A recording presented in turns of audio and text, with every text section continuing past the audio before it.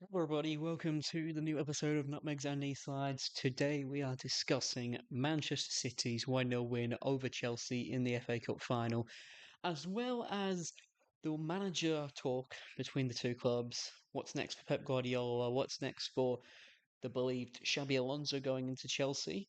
As well as some other news, including Robert Lewandowski officially leaving Barcelona as a free agent at the end of the season. Lots of big news, but first, jumping straight into it, Manchester City versus Chelsea FA Cup final. Football across the country stopped to watch this game, and I'll say it quickly now. It is boring. That was boring. That game was absolutely. It was a snooze fest for the most part. I watched it and I thought this might be a game. I hope it didn't, but I was thinking this game's probably going to go to extra time, and I thought, okay, after that first half, I thought there was chances for Chelsea. I saw that lineup, and I thought, what was McFarlane doing?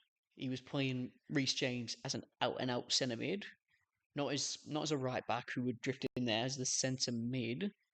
He was having Cucurella out on the left wing, and then the game started. I saw that they were basically effectively going straight into a back five. So that's something interesting for Chelsea to obviously be doing there, which was somewhat surprising because we've seen teams beat Man City in cup finals in recent years, and yeah, they do defend, no doubt about it. Like United defended a lot in 2024 under Eric Ten Hag. Last season, Crystal Palace definitely defended, but the two teams they dominated over Man City, at least for that first half. They were better, they defended better, and they attacked better too. Like I remember in that game, Eric Ten Hag just set up. He didn't even play that game with a striker yet. Garnacho scored, obviously capitalising from a defensive error, and then that beautiful counter-attacking football that created Mainoo's goal. Same with Crystal Palace, again counter-attacking football. And I think Chelsea again, they did have probably that same idea from that game that if they wanted to score a goal, it would have to be off the counter attack. But I don't know, they just didn't. They just didn't get going. They really did not get going. They didn't make much chances. I think they had a few penalty shouts, and I looked at some of them and thought, okay, well maybe they could have been penalties on another day they get given. But yeah, I yeah, Chelsea bit to do in that department, safe to say. Going on now to that second half, and again wasn't much better for the most part. They had chances, and then Semenyo, little back heel. I mean, sense of that, I watch it and I think, okay, he's a bit lucky, to be fair, but still good technique to see it going behind his own. Think, okay, I'm just gonna step into it, hit a back heel. So yeah, credit to him for scoring the winner, and yeah, it is what it is. I think Man City winning another trophy, their domestic treble dream is still on. So that's going to be very interesting in the next week to see whether or not they can see to winning the league title. Arsenal have to slip up, and they've got two relatively easy games at Arsenal. But if they do slip up, then there is an opening there for Man City to go in. I believe goal difference still probably does favour them. So yeah, if they want, yeah, it definitely does favour them. Still have a few high wins lately. So yeah, if they want to go on and win, they can. But Arsenal can still slip up, but they've got to keep on it. I still think Arsenal win the league though. Now, on to talking about the managers of our two blue teams from the FA Cup final. This is where it's going to get a little bit interesting because you look at that. Pep Guardiola. I know there was some. I saw this leaked video the other day and it had someone walking on the pitch and had like these stands with trophies on them, and someone was saying, "Oh, it's leaked for Pep Guardiola saying goodbye," and I thought, "Nah, that's not happening." And I looked in the comments, and everyone said, "Oh, it's probably for Bernardo Silva or John Stones," which, to be fair, it probably is. But yeah, I think you look at that; those Pep Guardiola's not leaving City. I know there's a number of fans that want him to leave City, but he won't. He will not leave Manchester City because why would he? I mean, he's just won a Carabao Cup. He's just won a not community shield, sorry, an FA Cup. He's going to finish top two, definitely in the league title. So, not in the league title. Oh God, in the Premier League. So yeah, there's not really much reason for Pep to walk from City, aside from him deciding, "Yep, I'm tired. I'm done. I don't want to manage this team anymore," because his team is on the up. They are going up. Erling Haaland is getting decent runs in the Premier League again. They've just signed Antoine Semenyo. Kusanov is looking good. Um, James Trafford and Gianluigi Donnarumma. Whether or not James Trafford stays at City or if he's comfortable being the number two goalkeeper is another thing. But that's a very good goalkeeper squad depth. You've then got in that midfield, Bernardo Silva, he will be leaving, but it's still Rayan Cherki. Um, at right back, Mateus Nunes. I've criticised him, to be fair, and I have said he's not a right back, but in that game last night, he did look pretty solid, considering that it isn't his most dominant position, the right back. So credit to him in there again. Um, yeah, I think he's got no reason to leave. His team is on the up. I know we've seen Sir Alex Ferguson leave Man United after winning league title number 20. I know we've seen Jurgen Klopp leave Liverpool, and the year after they go on to win the Premier League. But like the fact of the matter is, those two teams they weren't necessarily the best that they'd ever been. There'd been better points in Fergie's time at United. There'd been better times at Klopp's tenure at Man United. So like, there's just this current compared to Pep Guardiola, he's not got much better seasons in a way than that one he's in right now. I think the treble season was better. Probably Centurions was better. Maybe even the other domestic treble that they did. They've had a few good teams, but when you look at this team here that could again win another domestic treble, and it's full of young players: Haaland, Cherky, Donnarumma, Trafford, Semenyo. They they're good players. They're good teams. Doku's even looking better as well. There's no reason for Pep Guardiola to leave. So I think at least this season, everyone who's saying that he is leaving needs to be quiet. Shifting over to the other team though, Chelsea. That is where it's going to get a bit interesting now because Chelsea have been searching for a manager, and rightly so. They would have wanted one a while ago. Before I say anything, BlueCo, to be fair, is a mess. They are, BlueCo is a mess. They need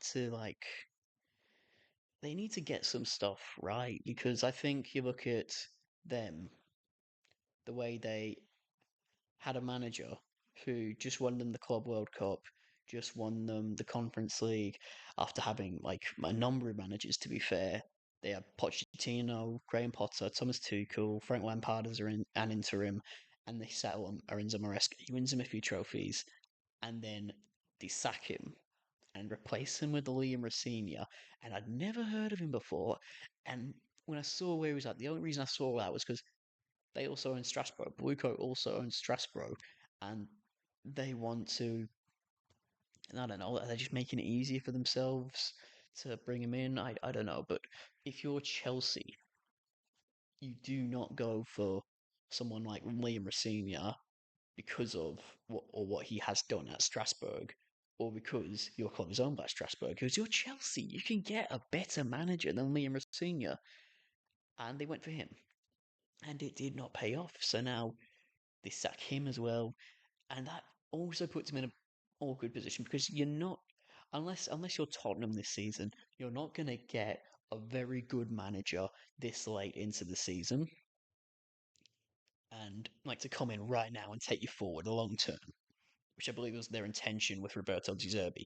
But especially for Chelsea, when Todd Bowley, if I'm honest, I don't think Liam Rosenior did a good job, and I think Chelsea probably, in a way, made the right decision. Like if I was an owner and my coach was doing that, I would think, yeah, maybe it's not the right decision for him. But I think when you look at Chelsea, maybe the league was out. They're out of the Champions League. There was no more Carabao Cup, but the FA Cup, that was a season saver. That was their one way basically to get into European football for next year. And they basically just decided, you know what? We're gonna sack our manager, who he's not a good manager, but he's at least got some sort of stability within the team. You know, the team's been under him for a few months. We're going to sack him, and we're going to put our under 18s coach in, and he's going to lead us into an FA Cup final. That's the thing. That made, in a way, no sense to me because when Eric Ten Hag, again, I bring it back to Eric Ten Hag, but because I know a lot about it as a United fan, I know more about it. But when Eric Ten Hag was under so much pressure, his one saving grace was the FA Cup. That FA Cup win against City and that trophy win kept him in the job for a few more months. And if they sacked him, there would have been lots of instability, tactical changes. Ten Hag in the end, he found a way to win that trophy because he'd been with those players. He knew what the players were capable of. He knew how he had to set up. He'd played against City a number of times before, so he knew a thing or two about them. Like Lima Senior, he's played against City already this season. He might have got beat 3-0, but at the same time, he's played against them. He knows what their strengths are. He knows that he probably could. Maybe I'm not saying they would have, but he would have had maybe more of a chance of finding a way. I don't care that McFarlane took Chelsea away to the Etihad and got away with a point. Enzo scored a late goal. Yeah, good job. But that was one game. Liam Rosenior's done it in a number of other games. And I think to put an under 18s coach at the head of your team when they're playing the biggest game of their season, that's not a good look for BlueCo. So again, another managerial slip up. Going on to the news coming out this morning, is that they are looking at bringing in Xabi Alonso. I believe Xabi Alonso has agreed to the deal. So Xabi Alonso will be the new manager of Chelsea. And that spells a whole lot out, I think, for a lot of stuff. Because let's be honest, Xabi Alonso, unbeaten with Bayer Leverkusen, good manager. He's taken teams from second bottom in the league, set to get relegated, and turned them into literal unbeaten champions. And a team that's never done it before. Then he goes to Real Madrid, and I felt bad for him when he did get sacked from there because Mbappe's got too much power, I think, and that's what cost him his job at Real Madrid. I don't think results were that bad. They definitely haven't been better under Alvaro Arbeloa, but and I think that appointment of Alonso proves what I just said about Chelsea. You're Chelsea Football Club. You can get a good manager. You don't have to settle for someone who manages your sister club. No, no, no. You can get a good manager, and that's what they have done. So, yeah, Chelsea, that is that's that. They've got Alonso now. Now they have to try and find a way to adapt to him, or he's going to find a way to adapt to them. Because my first thought was, are we going to see Chelsea playing that 3-5-2 that they played with Bayer Leverkusen? And I thought, okay, well, maybe I could see them doing that. I think they have the players to play in that system. I think they definitely have three centre backs. They've got players like Cucurella and Reece James who can do a wing back job for you. They've got good midfielders. They've got more than one striker in players like João Pedro and Liam Delap and all them. But the thing is, like, there's a difference between having the players and having the good players. Like, you can't just have two strikers, you have to have two good strikers. That's what they had with Patrick Schick and Victor Boniface. They were two good strikers who scored goals between them and got results. So you can't just, again, you can't have just two strikers, you have to have two good strikers. And, like, then there's going to be questions about where players like Cole Palmer fit in. Will he play in an attacking mid role? Because that's the only position he could play. Where's Estevao going to fit in? Where's Garnacho going to fit in? Where are players who are a bit more defensive? Players maybe like Enzo Fernandez. Where does he play? Does he play in the advanced role where Palmer would play? Or does he have to play as a deeper one? So that's why I could see maybe we see what we saw at Real Madrid, how Xabi Alonso changed his tactics to suit them and play in a 4-3-3. But then again, changing the tactics, he might have done that. But that tactical genius was probably one of the best things about Xabi Alonso. And when he went to Real Madrid, he didn't play with that same tactical formation and philosophy and all that. So, like, that's the question. Is the answer for them to play in that formation, or is it just to have Xabi Alonso? Can Xabi Alonso find a way, or does he have to play that exact same way he did at Leverkusen to get results? We don't know. Well, only time will tell.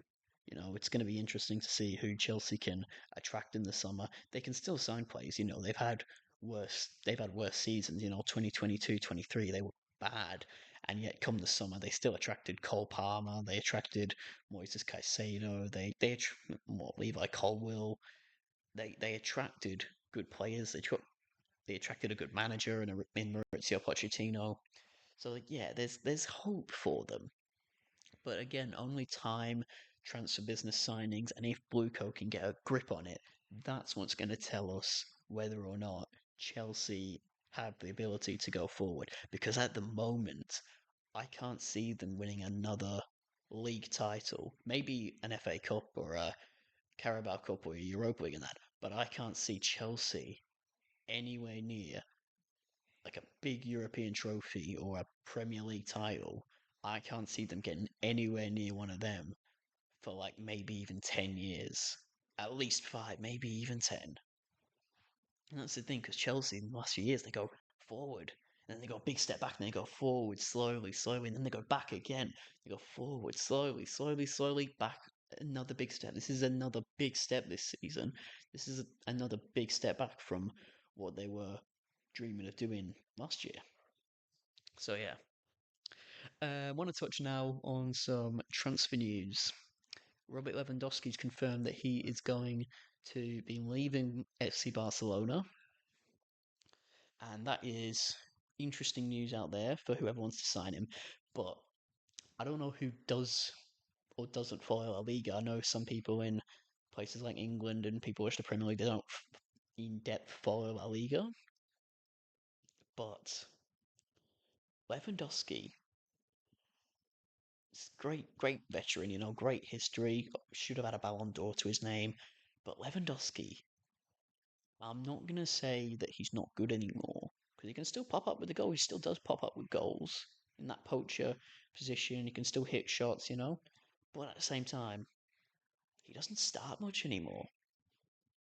Like, as of late, Hansi Flick, he seems to prefer to start in Rashford or Ferran Torres up in that number 9 role over Robert Lewandowski. And I think his injuries too over the last year have played a part in it. When you look at some of Barcelona's biggest games towards the end of last season, because last season they were great, but like in the Champions League, obviously injuries played a part again. He might have been injured for it, but Lewandowski didn't start. There's been a number of big, big games this season that Robert Lewandowski has not started. And I think that's one of the reasons why he might be leaving. He's just not starting too much. I don't think it's directly because he's old. He's not leaving because he's old. I think he's leaving because he's not starting much because he's old. So yeah, I think Barcelona will be fine without him. Definitely they've definitely got players like Ferran Torres and all that who are good, but they're not going to win you a Champions League title by himself, even if they do have Lamine Yamal and Rafinha on either side of him. And it definitely all but confirms that Barcelona are going to go into the market for a new striker, whether that be um, Victor Osimhen or whether it be Julian Alvarez. I know there's big links with him.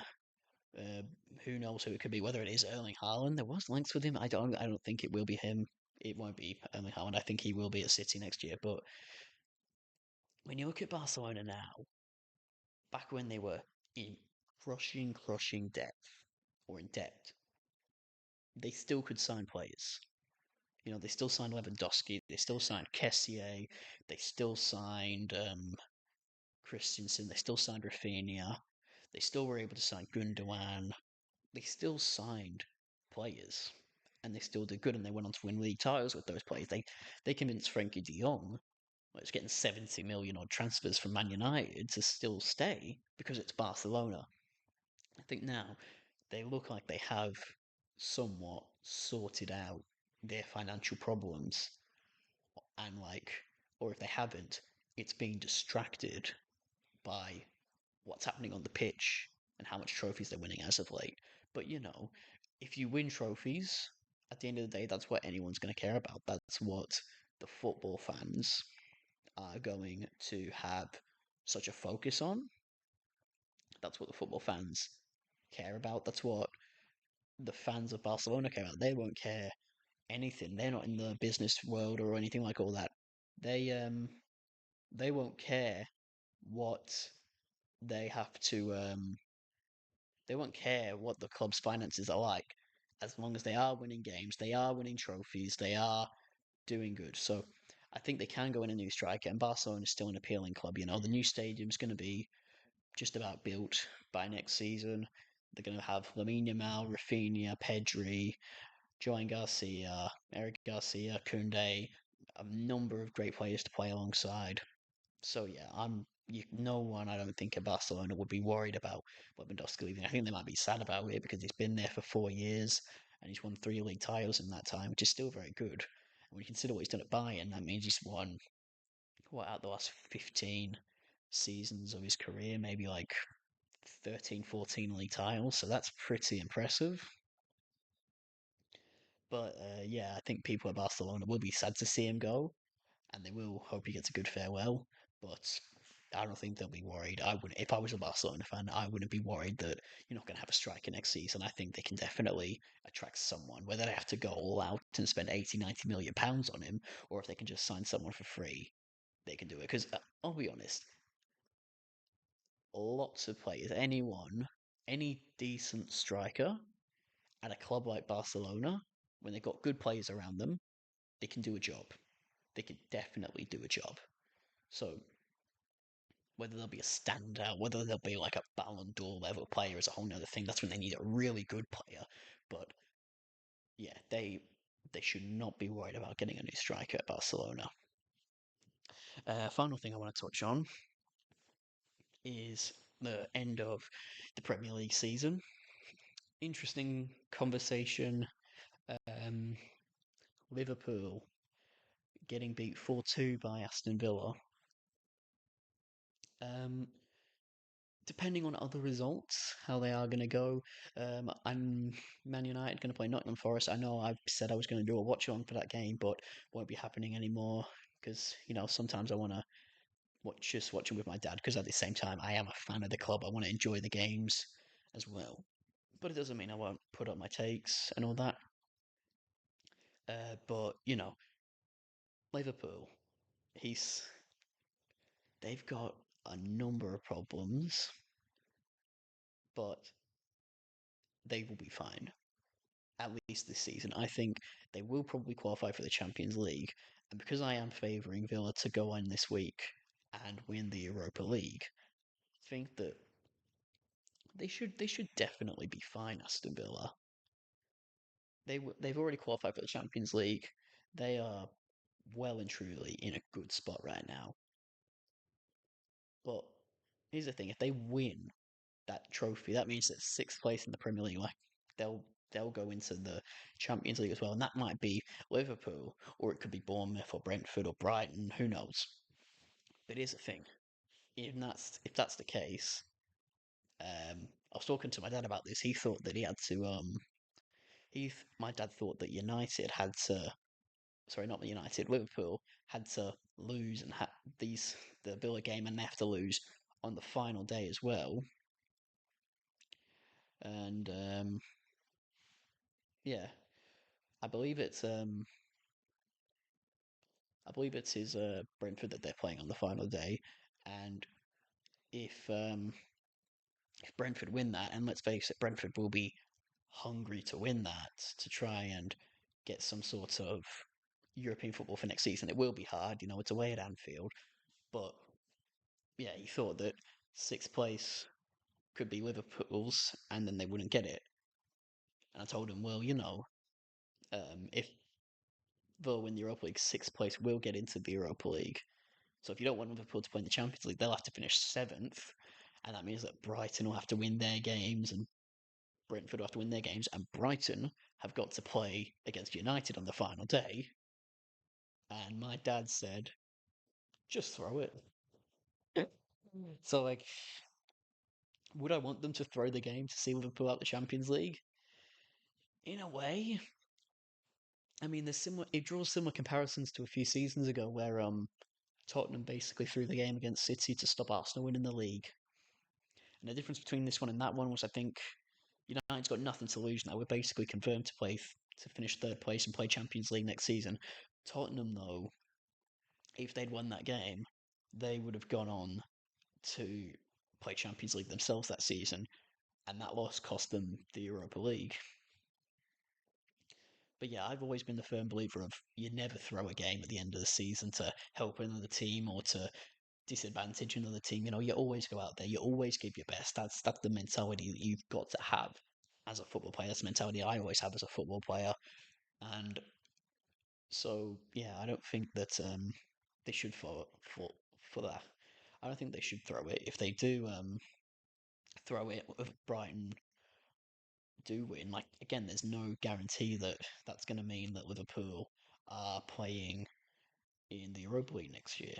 They still might get there, but I don't know.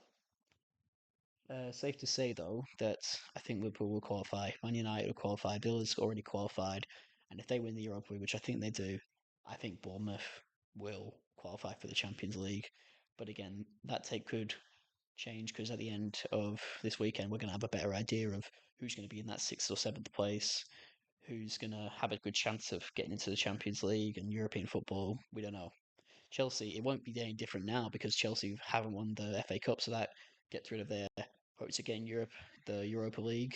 But Crystal Palace are there now, or not?